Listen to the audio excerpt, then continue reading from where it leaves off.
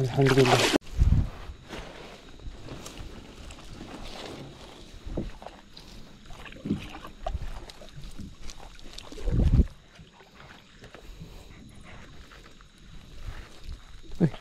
Ada ikan ni.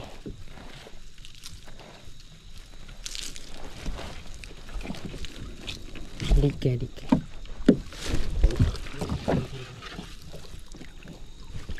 Alhamdulillah. Patung. Alhamdulillah. Tersangka.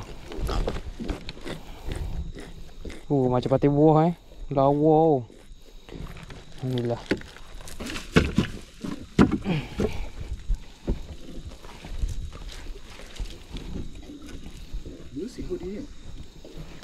Yang ni macam mana ni?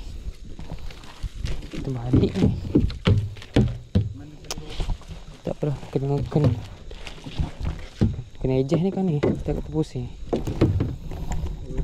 Alhamdulillah, rezeki hujung tong Rezeki hujung tong biru.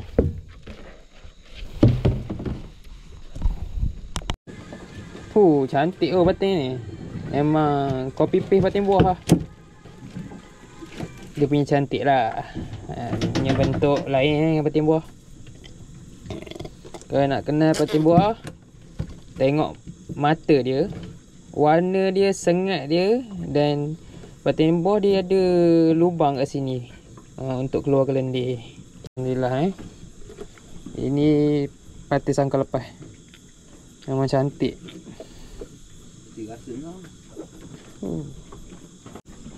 So kita letak dalam ni dulu ikan ni supaya lebih segar lah.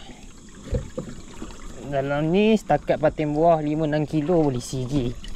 Aduh, berat lumpur ni.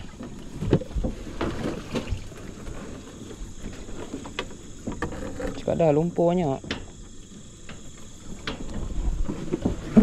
Allah.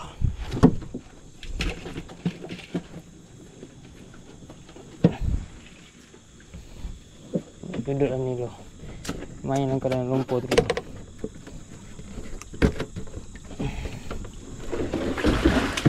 Bye bye.